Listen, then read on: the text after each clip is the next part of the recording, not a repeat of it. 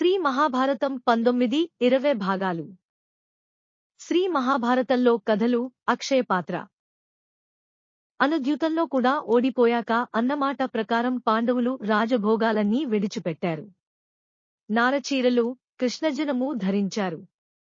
కందమూల ఫలాలు తింటూ 12 ఏళ్లు అరణ్యవాసము, 1 ఏడాది అజ్ఞాతవాసము చేయడానికి సంసిద్ధులయ్యారు.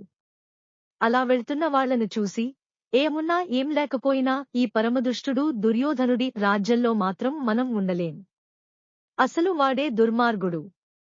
పైగా వాడికి జర, వ్యాధి, మృత్యుపుల్లగా కర్ణుడు, సైంధవుడు, శకుని తోడయ్యారు. ఇటువంటి పుణ్యపురుషుడు రాజ్యం చేస్తుంటే ఇంక ఈ దేశంలో ధర్మం ఏం నిలుస్తుంది కనుక? పదండి, మనం కూడా పాండవులతో వెళ్లి వాళ్ళెక్కడుంటే అక్కడే ఉందాం అని ఆక్రోశిస్తూ పౌరులంతా పాండవుల వెంట పరుగెత్తారు.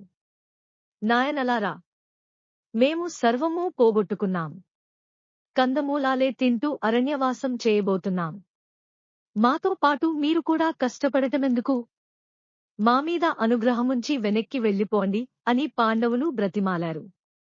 ధర్మరాజా, నీవున్న అరణ్యమే మాకు శరణ్యం. ఆశ్రయించినవాళ్లు శత్రువులైనా విడిచిపెట్టకూడదంటారు. అలాంటప్పుడు మీ మీద భక్తి కలిగి నిన్నాశ్రయించిన మమ్మల్ని విడిచిపెట్టటం మీకు భావ్యమా అని ఒక వృద్ధ బ్రాహ్మణుడు ప్రశ్నించాడు. ఏం చేయాలో పాలుపోక ధర్మరాజు విచారగ్రస్తుడయ్యాడు. అప్పుడే సౌనక మహాముని అక్కడకు వచ్చాడు. మహాత్మా, అతిథులను, అభ్యాగతులను అర్చించడం గృహస్థులకు ధర్మమని మీకు తెలుసు కదా.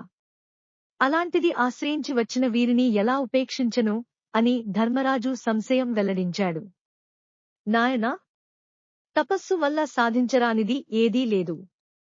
అందుచేత నువ్వు నియమవంతుడై తపస్సు చేసి నీ మనోరథం సఫలం చేసుకో అని సౌనకుడు ధర్మరాజుకు తగిన సందేశమిచ్చి ప్రయాణమయ్యాడు. సౌనక మహాముని చెప్పినట్టు తపస్సు చేయాలి. కాని ఎవరినుద్దేశించి తపస్సు చేయాలి? ఇంకో ధర్మ సందేహం వచ్చింది ధర్మరాజుకు. వెంటనే ధౌమ్యుల వారికి సంగతి చెప్పాడు. ధౌమ్యుడు చాలాసేపు ఆలోచించి, ధర్మరాజా, పూర్వం భూతజాలమంతా ఆహారం కోసం పరితపించింది. ఆ ఆర్తనాదాలు విని కమలబాంధవుడు కరుణతో కరిగిపోయాడు. ఉత్తరాయణంలో ప్రవేశించి ఉర్వీరసాన్ని గ్రహించాడు. దక్షిణాయనంలో ప్రవేశించి పర్జన్యుడై ఓషధులు సంగ్రహించాడు. రాత్రి వేళల్లో చంద్రకిరణాలో ఉన్న అమృతంతో ఆ ఓషధులను తడుపుతూ అభివృద్ధిపరిచాడు. వాటిల్లోంచి అన్నం కుట్టి ప్రజా సంరక్షణం జరిగింది. అందుకే అన్నం ఆదిత్యమయమంటారు. పూర్వం రాజర్షులందరూ సూర్యభగవానుణ్ణి ప్రార్థించి అన్నం సంపాదించి ప్రజలందర్నీ ఆపదల పాలు కాకుండా కాపాడారు. పాండవాగ్రజ, ఆదిత్యుడు లోకానికి ఆధారమైనవాడు. త్రిమూర్తుల స్వరూపాలు అతనిలో ఉన్నాయి. ముల్లోకాలు అతని కనుసన్నల్లో సుఖంగా జీవిస్తున్నాయి. అతడు అంధకారాన్ని మింగి లోకానికి వెలుగును అందించే ప్రత్యక్ష దైవం. కనుక నువ్వు కూడా ఆ కరుణామయుణ్ణి పూజించి అతని అనుగ్రహం సంపాదించు అని ధౌమ్యుడు కర్తవ్యం బోధించాడు. ధర్మరాజు ధౌమ్యుడు ఉపదేశించిన మంత్రాలను భక్తితో గ్రహించి తపస్సు చేశాడు. అతని జపానికి మెచ్చి సూర్యభగవానుడు ప్రత్యక్షమయ్యాడు. పాండునందనా, ఇదిగో ఈ తామ్రపాత్ర గ్రహించు.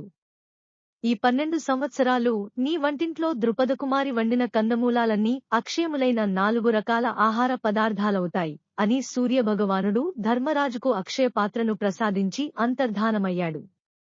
ధర్మరాజు అపరిమితానందంతో ఆ పాత్రను తీసుకుని పర్ణశాలకు తిరిగి వచ్చాడు.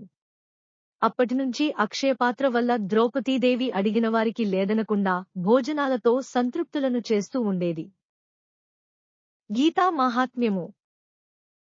యోష్టాదశ జపే నిత్యం నరో నిశ్చలమానసః జ్ఞానసిద్ధిం స లభతే తతో యాతి పరం పదం. ఏ నరుడు నిశ్చలచిత్తుడై గీత 18 అధ్యాయములను నిత్యము పారాయణము సలుపుచుండునో అతడు జ్ఞానసిద్ధిని పొంది తద్వారా పరమాత్మ పదమును మోక్షమును బడేగల్గును.